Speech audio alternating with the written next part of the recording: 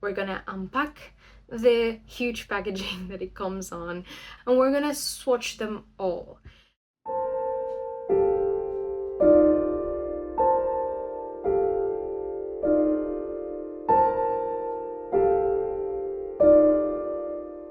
Hello everyone, welcome back to the channel.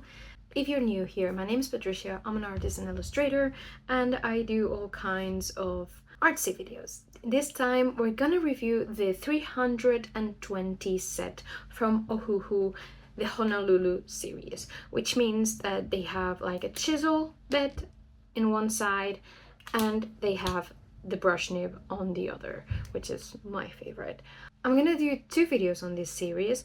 One is gonna be this one where we're gonna unpack the huge packaging that it comes on, the huge bag, and I'm gonna put it over a little bit of my talk. Then I think I'm just gonna leave it to you, just chill sort of music. That's the vibe for this video.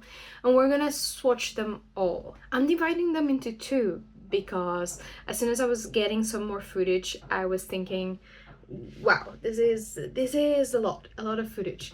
It took a while for me to swatch all of the colors, more than I was expecting, and as I was seeing the footage increase, because I thought I could do it like faster in a couple of hours sitting, but I couldn't.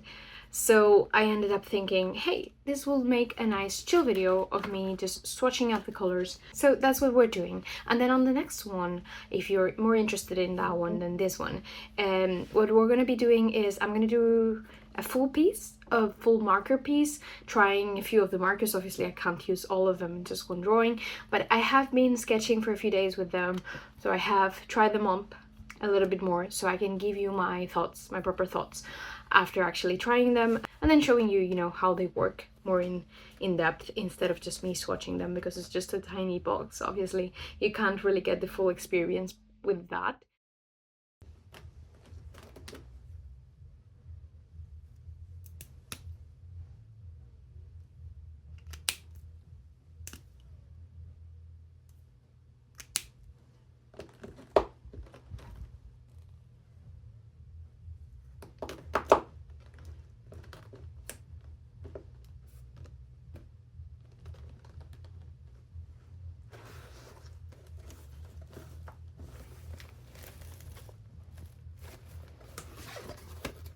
So let's talk a little bit about the markers, the price range and all of that, because I thought it would be interesting if you haven't seen these markers before. So I've been wanting to get these markers for a little bit because of the huge selection and because I've only heard good things about them.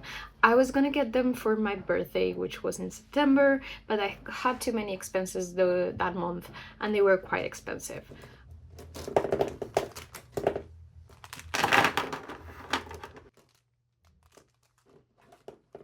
I don't know why, on Black Friday I remembered again and I was like, let's see how it's the price point. And to my surprise, they were like 70, 80 euros cheaper than the usual price. So from what I saw back in September, the price range is around 250 euros. On the Black Friday week, they were 190 euros. That's the price point I got them.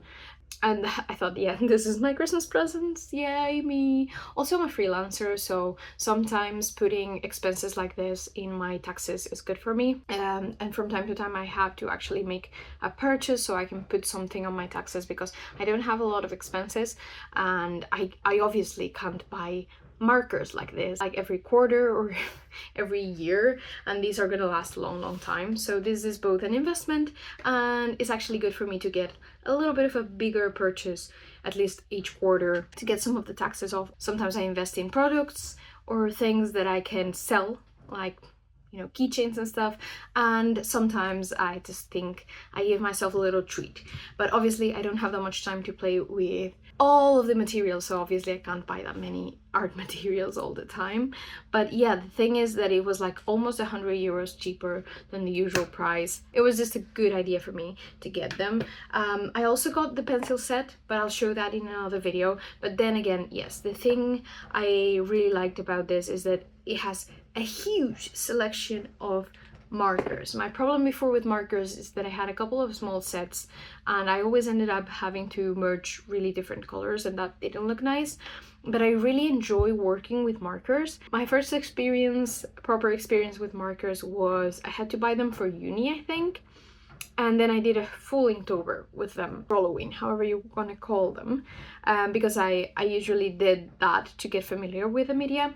And it's really nice because with markers I feel like I can produce content really fast, drawings. In the case I want to do something like that, something like a challenge, I can have a more or less decent illustration in a couple of hours.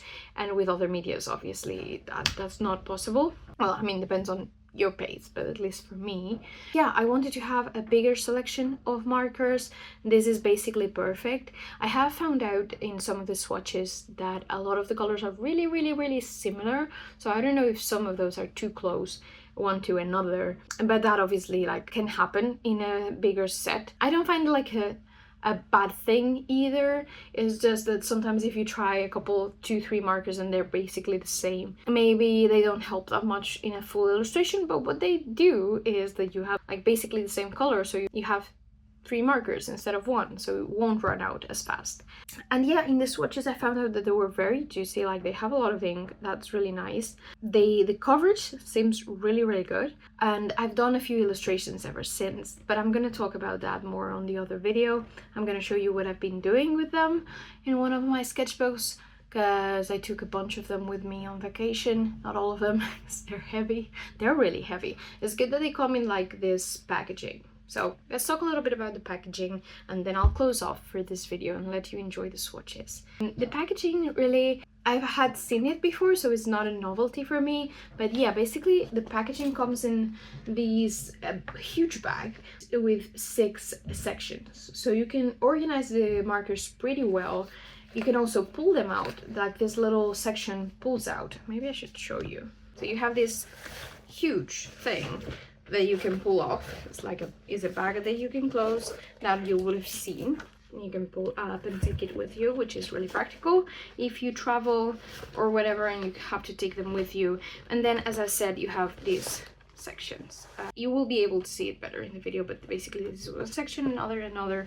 I more or less re-put them in a bit of a more organized way, so yellows, greens, blues, purples, pinks, and kind of skin tones. As you can see, they're missing some because I have them apart. I took them with me on vacation. But yeah, the good thing is you can also pull out this. It's heavy, so basically just this little section. You have the back here, and you can pull out this, which is the 6 sections, in case you want to have it in the desk without the full bag. And yeah, the packaging is just really good. I've seen people that buy these like little stand bamboo things to put them on, which are really pretty, and I wanted to get them, but they're expensive. I mean, they're not crazy expensive, but if you want to put all of these markers, you probably have to buy a few, and I don't even know where I would put them right now. For now, I feel like this bag is really nice because I can just close it and put it on under my desk or just in a shelf somewhere, and they will be nice and protected from dust. I noticed after a while that the brush side has like this little gray strip, so you can distinguish it better. Sometimes, as the first few times that I was using it, I didn't notice, but yeah, it's usually the one you use the most, to be honest. Like for me, this chisel side is more to fill up backgrounds or when you want to do a big section. Always the nib is flexible and nicer to play with, and to get really thin or really thick lines if you just work on it horizontally. I feel also like the ink gets distributed a little differently than with the chisel, which is nice, you know, to get different effects, obviously. Another thing with markers is that you never should trust the cover, because I don't feel like it works as a good reference. The thing too is it plays differently in different papers. The swatches are a really good touch that it comes with a swatch paper, so you have them all prepared. You don't have to do it on your own. I guess they took into account that a lot of people do that, and especially is useful for markers. So the swatch cards are great, and obviously I fill them up because I'm gonna need them in the future whenever I'm playing with them. In fact, I didn't take them with me to Portugal. I was just constantly re-swatching them because I didn't remember how they looked like. And also I played in 2 or 3 different sketchbooks, and you could see that with the different paper, the colors were just different. I had a couple of skin tones that weren't really skin tones.